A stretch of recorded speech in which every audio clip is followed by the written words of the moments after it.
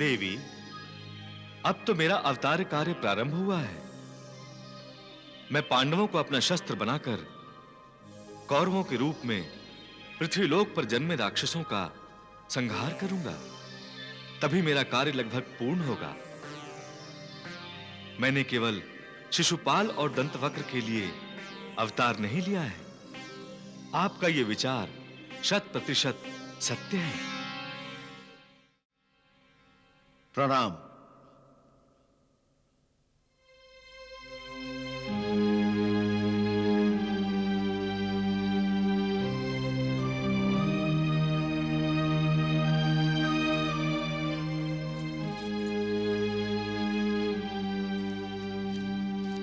चेटीराज, मैं शीघ्र ही आपके माता पिता से मिलने आऊंगा। बस, अब इसकी और कोई आवश्यकता नहीं है युवराज। सारथी चलो।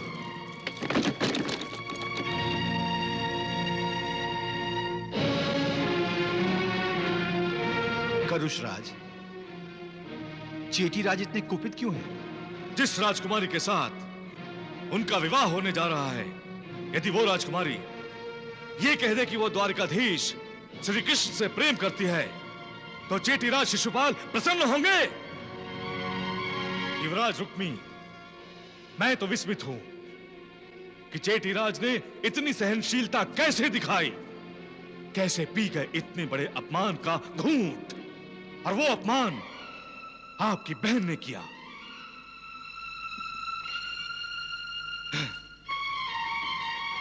चलो सारथी।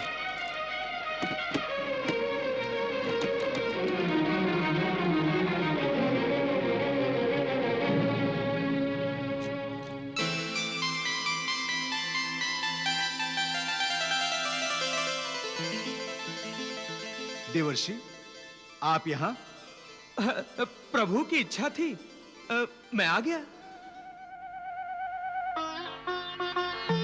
आपके प्रभु की इच्छा? हाँ, इन्होंने इच्छा व्यक्त की थी कि इनकी बहन सुभद्रा अब विवाह योग्य हो गई है। उसके लिए अब उपयुक्त वर खोजना आवश्यक है। ऐसा कहा है तो कन्हैया ने ठीक ही कहा है।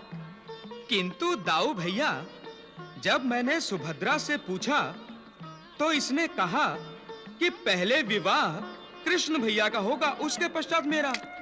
देवर्षि, मैंने नारायण नारायण। तुमने ऐसा कहा सुभद्रा? दाऊ भैया, वो तो मैं बताता हूँ दाऊ भैया, मैं बताता हूँ। इसने कहा कि इसके विवाह के अवसर पर दाऊ भैया और रेवती भाभी तो होंगे ही, परंतु कृष्ण भैया को अकेले देख उसका मन प्रसन्न नहीं होगा। श्री कृष्ण को भी अपने विवाह पर पत्नी के संग देखना चाहती है सुभद्रा। ये बात तो ठीक ही की है इसने। तो मैं भैया के लिए एक सुंदर राजकुमारी ढूंढूं? हाँ सुभद्रे, हाँ। यदि अपना विवाह अति शीघ्र कराना चाहती हो तो मेरे प्रभु के लिए अति शीघ्र राजकुमारी ढूंढिए। क्यों प्रभु? मैं अभी राजपुरोहित को बुलाता हूं। और दाऊ भैया, आप भी देवर्षि की बातों में आ गए। मुझे विवाह की कोई जल्दी नहीं है। आपको जल्दी नहीं होगी, परंतु जिस राजकुमारी ने मन ही मन आपको वर लिया होगा उसे तो जल्दी होगी। क्यों दाऊ भैया? दाऊ भैया, मैंने बहुत सारी राजकुमारियों के चित्र एकत्रित किए हैं। आप कहें तो दिखाऊं? अरे अभी तक क्यों नहीं दिखाए सुभद्रे, अभी तक क्यों नहीं दिखाए? दाऊ भैया तत्काल प्रभु का विवाह रचा देंगे। नारायण नारायण। चलिए चलिए। प्रभु।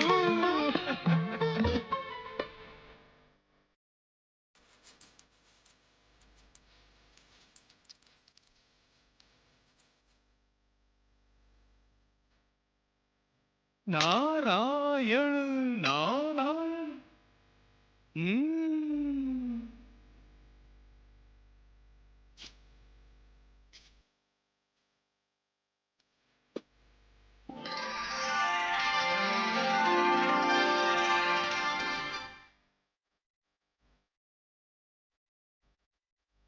बोलो कन्हैया, किस राजकुमारी से विवाह करना चाहोगे? दाऊ भैया, क्यों भैया? आपको इनमें से एक भी पसंद नहीं आई? ऐसी बात नहीं है। बात यह है, इन चित्रों में वो चित्र नहीं है। कौन सा चित्र? किसका चित्र? विदर्भ राजकुमारी रुक्मिणी का। ओह, तो भैया आप राजकुमारी रुक्मिणी से विवाह करना चाहते हैं? मैं शीघ्र ही कुंडिनपुर जाकर विदर्भ नरेश भीष्मक से मिलकर अपने कन्हैया के लिए उनकी बेटी का हाथ मांगता हूं। नारायण नारायण प्रभु। देखा देखा इसका साहस आपने? अपने स्थान पर दासी को भेजकर शिशुपाल का जो उसने अपमान किया है वो क्या कम था? जो उसने शिशुपाल से स्पष्ट कह दिया कि यह उससे नहीं श्री कृष्ण से विवाह करना चाहती है। मैंने उससे असत्य नहीं कहा था भैया। ये असत्य है और असत्य ही रहेगा। और एक बात सुन लो, तुम उस ग्वाले का नाम अब कभी नहीं लोगी, तुम कभी नहीं। रुक्मी, आप बीच में मत बोलिए पिताश्री, बहुत साथ दे दिया इसका। अब मुझे विवश मत कीजिए वो सब कुछ करने के लिए जो मैं करना नहीं चाहता। क्या करोगे तुम? मैं आपको ही आपके ही कारागार में बंदी बनाकर डाल दूंगा, बंदी बनाकर। रुक्मी, क्षमा कीजिएगा माताश्री, पिताश्री मुझे विवश कर रहे हैं। आप विवश नहीं हुए, आप वश में हुए हैं भैया। रुक्मिणी! सम्राट जरासंध के वश में हो गए हैं आप। रुक्मिणी! क्या हो गया है आपको स्वामी? रुक्मिणी आपकी बहन है।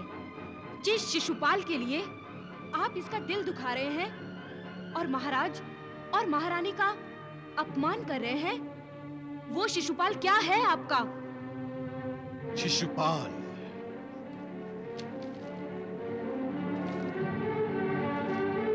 शिशुपाल मेरा भविष्य है। प्रहरी, आज्ञा युवराज। आज से नहीं, अभी से महाराज और महारानी के कक्ष के आगे रक्षकगण लगा दो। ये आप क्या कर रहे हैं स्वामी? रुक्मिणी, महाराज और महारानी, कोई भी अपने महल से बाहर नहीं जाएगा। सुरक्षा अधिकारी को मेरा आदेश दे दो। युवरागी भामिनी भी नहीं। जो आज्ञा युवराज।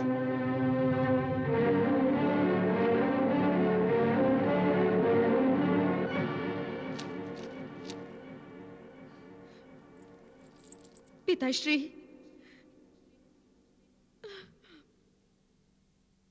माताश्री, उनके अपराध का दंड मैं भुगतने के लिए तैयार हूँ। रुक्मिणी,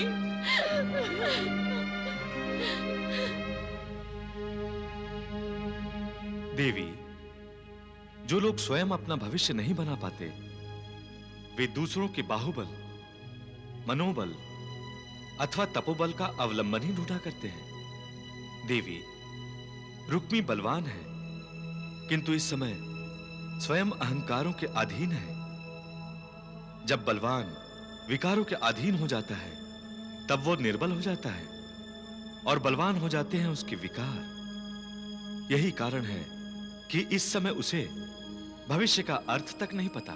भविष्य का अर्थ? हां देवी, भव का अर्थ है संसार और उसे तारने वाला केवल ईश्वर है। उसकी आराधना करनी चाहिए, उसकी भक्ति करनी चाहिए। ईश्वर ही मनुष्य का भविष्य है। परंतु मनुष्य ये नहीं मानता प्रभु। वो तो अपने आप को परमेश्वर समझता है, इसीलिए तो परमेश्वर को चुनौती देने का साहस करता है। पूजा और आराधना करने के स्थान पर वो ईश्वर से युद्ध करता है। यही तो विडंबना है देवी। अपने आप को परमेश्वर समझने वाला मनुष्य ये भूल जाता है कि वो अपना भविष्य नहीं बनाता, उसका भविष्य उसके कर्म बनाते हैं। वो जैसे कर्म करता है, भले अथवा बुरे ईश्वर को समर्पित होते हैं और उन्हीं के अनुसार ईश्वर उनका भविष्य बनाता है। मनुष्य अपना भविष्य कभी बना ही नहीं सकता। देवी, कोई मनुष्य सर्वगुण संपन्न नहीं होता। रुक्मी को शिशुपाल उसका भाग्य विधाता दिखाई दे रहा है और शिशुपाल को जरासंध।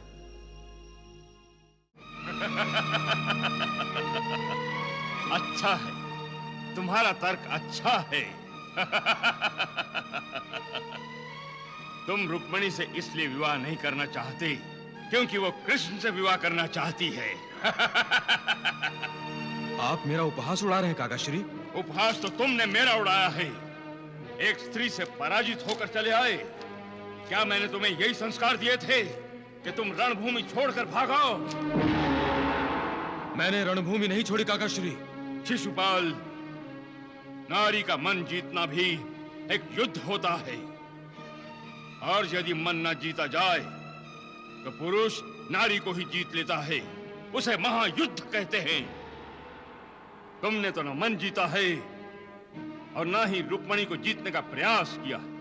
तुम तो सीधे भागकर यहां चले आए। मैं तो ये आस लिए बैठा था कि तुम मुझे अपने और रुक्मिणी के विवाह की शुभ सूचना दोगे और तुमने आकर मुझे अशुभ समाचार दिया है कि वो मेरे शत्रु कृष्ण से प्यार करती है और उससे विवाह करना चाहती है। क्या मैंने तुम्हें और दंतवक्र को इसलिए विदर्भ भेजा था? काकाश्री, विदर्भ वाला कार्य तो हमने सफलतापूर्वक पूरा कर दिया। अमरावती नरेश वीरेंद्र को हमने पूर्णतः पराजित कर दिया। शिशुपाल, लगता है जब मैं तुम्हें राजनीति और कूटनीति का पाठ पढ़ाता था तो तुम्हारा ध्यान पढ़ाई में नहीं होता था।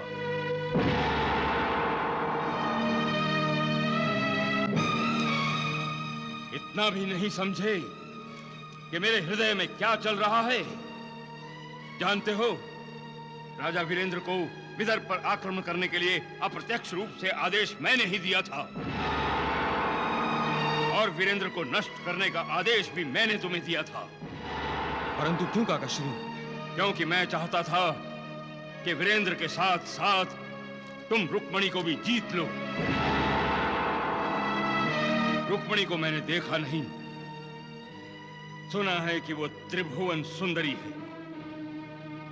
मैंने सोचा कि वो त्रिभुवन सुंदरी मेरे पुत्र समान शिष्य शिशुपाल की पत्नी बन जाए तो क्या मुझे ऐसा नहीं सोचना चाहिए था?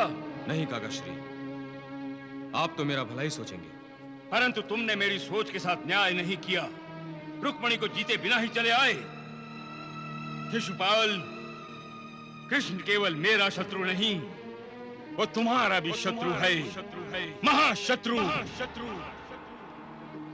रुक्मिणी जैसी त्रिभुवन सुंदरी को क्या तुम अपने महाशत्रु की हो जाने दोगे? अपने शत्रु का सुख और आनंद छीनने की जगह क्या तुम उसे आनंद भोगने दोगे? नहीं काकाश्री, नहीं। शिशुपाल, जो तुम्हें ठुकरा रही है उससे मुंह मत छिपाओ, उसे ग्रहण करो, विवाह करो उससे। और विवाह के पश्चात उसे पत्नी का स्थान मत दो। जिस प्रकार उसने तुम्हें ठुकराया है उसी प्रकार तुम उसे ठुकराओ, दासी बना दो उसे। और यह तभी संभव होगा जब कृष्ण का उसके साथ विवाह नहीं होगा। नहीं काकाश्री, मैं ये विवाह नहीं होने दूंगा।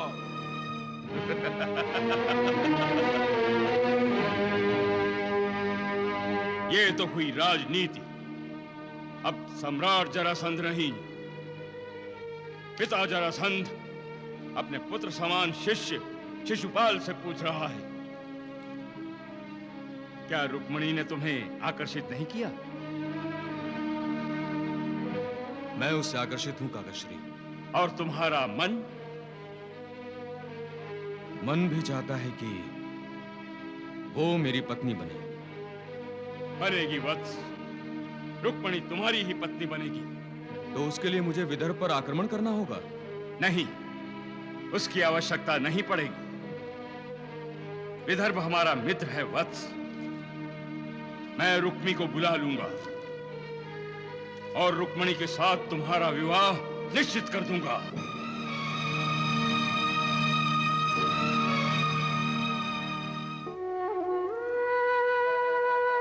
द्वारकाधीश, देख रहे हैं आप, माताश्री, पिताश्री, भाभी और मैं, हम सभी बंदी बन गए हैं। भैया रुक्मी की जिद के आगे हम में से किसी की भी सुनवाई नहीं। मुझे तो अब ऐसा लग रहा है कि इस जन्म में मेरा आपसे विवाह संभव नहीं है, परंतु मैंने ये अपना जीवन आपको समर्पित कर दिया है। यह शरीर मेरा है, किंतु आत्मा तो आपकी है। हे मुरलीधर, इससे पहले वो दुष्ट शिशुपाल मेरे शरीर का स्पर्श करे, मैं अपना ये शरीर ही समाप्त कर देती हूँ। अब अगले जन्म में हम दोनों एक होंगे।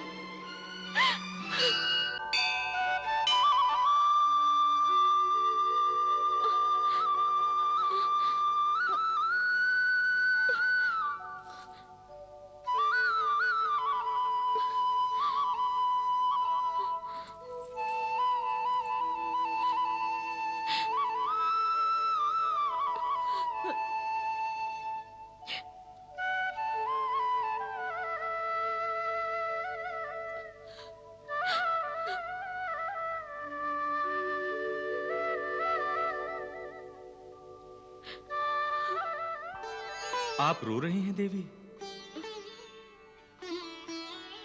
क्या रोने से समस्या का समाधान हो जाता है?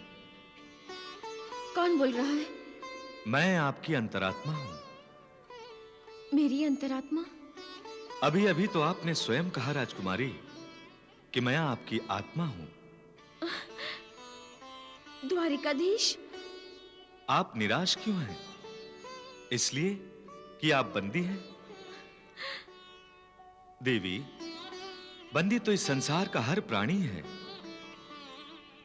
कोई मर्यादा का बंदी है तो कोई ममता का, कोई आज्ञा का बंदी है तो कोई प्रतीक्षा का, और जन्म जन्मांतर का जो चक्र है उसका तो हर कोई बंदी है। आत्महत्या कोई उपाय नहीं है इस बंधन से मुक्त होने का। तो मैं क्या करूं? आप ही मेरा मार्गदर्शन कीजिए द्वारिकाधीश। आप अपने आप पर विश्वास करो, अपने प्रेम पर विश्वास करो और समर्पण में आस्था। प्रेम वो शक्ति है देवी जो निर्बलों को बल प्रदान करती है, जो प्रेमी जनों का मार्गदर्शन करती है। प्रेम स्वयं एक ऐसा बंधन है जो प्रेमियों को सब बंधनों से मुक्त कर देता है। और आप आत्महत्या करने की सोच रही हैं? मुझसे भूल हुई द्वारकाधीश। अब मैं प्रेम के ऐसे बंधन में रहना चाहूंगी जो मुझे अन्य बंधनों से मुक्त कर देगा। मुझे क्षमा कर दीजिए प्रभु, मुझे क्षमा कर दीजिए।